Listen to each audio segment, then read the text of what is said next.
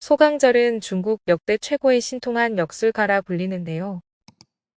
우주 만물의 현묘한 법칙을 제시한 환극경세와 중국의 10대 예언시 중 하나인 매화시의 저자이자 주역을 공부하시는 분들이라면 대부분 모를 수가 없는 매화역수의 창시자이기도 합니다.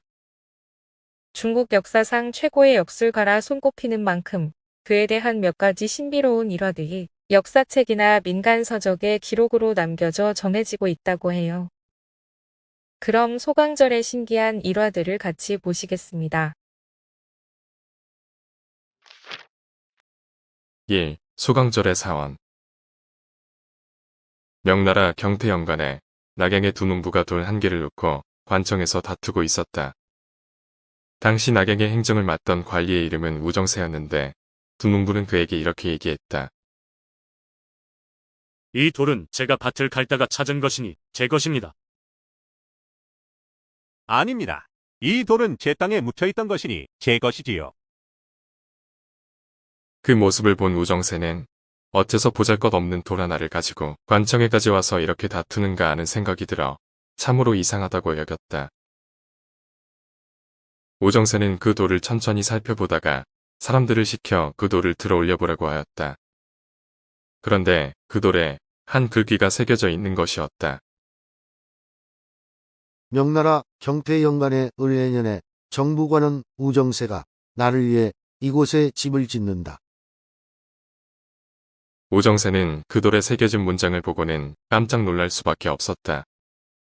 그 글귀를 확인한 당시가 정확히 명나라 경태연간의 을해년이었기 때문이었다. 돌에 새겨져 있던 그 글은 수백 년 전에 소강절이 적은 것으로 우정세는 자신이 그곳에 강저월을 지을 것임이 이미 예견되어 있던 것을 깨닫고는 실제로 그곳에 소강절의 사원을 짓게 되었다. 2. 부필의 미래.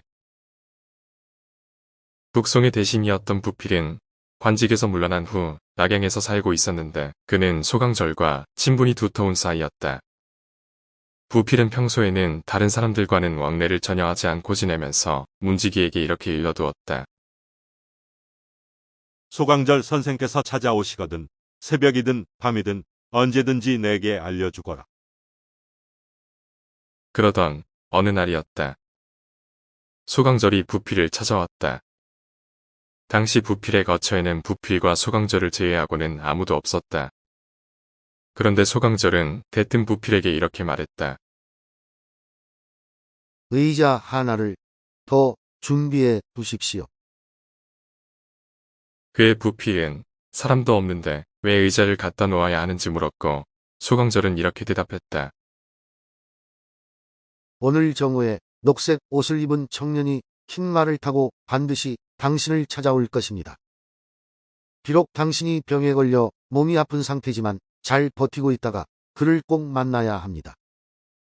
왜냐하면 당신이 죽고 난 후에 그 청년이 당신의 생애를 기록하게 될 것이기 때문입니다. 그날 정오가 되자 소강절의 말대로 범몽이라는 청년이 하얀 말을 타고 부필의 집에 찾아왔다.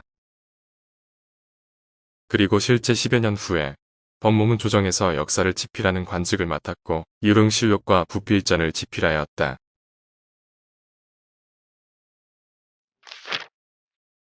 상, 주역을 얻다.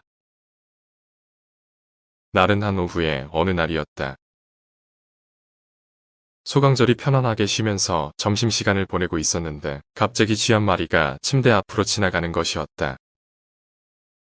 소강절은 얼른 베고 있던 도자기 베개를 빼서 쥐를 향해 던졌다. 그가 던진 도자기 베개는 그대로 바닥에 떨어져 깨져버렸는데 자세히 보니 그 베개 조각에 선명하게 글씨가 새겨져 있는 것이었다. 이 베개는 현인 소강절에게 갈 것이고 5년 5월 모일 모시에 쥐를 잡으려다가 깨진다.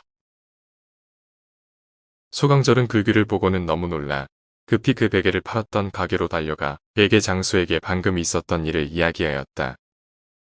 그러자 그 말을 들은 베개 장수는 잠시 생각하더니 이렇게 말했다. 예전에 한 노인이 손에 주역 한 부를 들고는 이 베개 앞에 잠시 앉아 있었는데 그 문장은 그분이 쓴 것이 분명해요. 그분은 오랫동안 여기 오시지 않았지만 제가 그분이 사는 곳이 어딘쯤인지 알고 있습니다. 말을 마친 백의 장수는 소강절을 데리고는 기억을 더듬어가며 그 노인의 집을 찾아다녔고 어렵게 그 집을 찾을 수 있었다. 하지만 그 노인은 이미 세상을 떠난 뒤였다.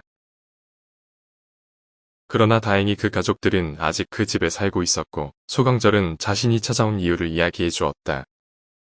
소강절의 이야기를 들은 노인의 가족들은 잠시 놀라는가 싶더니 이내 오래된 책 한 권을 가져다 주며 이렇게 말했다. 돌아가시기 전에 언제 몇 시에 한 사람이 방문할 것인데 이 책을 그에게 전해 주라고 하시면서 그 사람이 자신의 업을 반드시 완성할 것이라고 하셨습니다. 당시에는 그게 무슨 말인가 의아했었는데 정말 오셨군요. 이 책은 그분이 일생을 바치고 심혈을 기울여 작성한 것이니 받아주십시오. 소강절은 그 책을 공손히 두 손으로 받쳐 들고는 조심스럽게 한 장을 열어보았다. 그 책은 바로 역경이었는데 매우 영험하고 상세한 설명들과 실제 사례들이 적혀 있었다. 소강절은 책 한쪽에 남겨진 문구를 유심히 보면서 그 뜻을 풀이하여 그의 가족들에게 이렇게 알려주었다. 대인께서는 오래전에 침상의 북서쪽 땅에 황금을 묻어두셨습니다. 그것으로 장례를 치르십시오. 그의 가족들은 소강절의 말을 듣고는 침상의 북서쪽 땅을 파보았는데 과연 황금이 묻혀 있었다. 그 후 소강절은 책을 들고 집으로 돌아왔고 매일같이 몰두하여 역학 연구에 큰 성과를 올릴 수 있었다.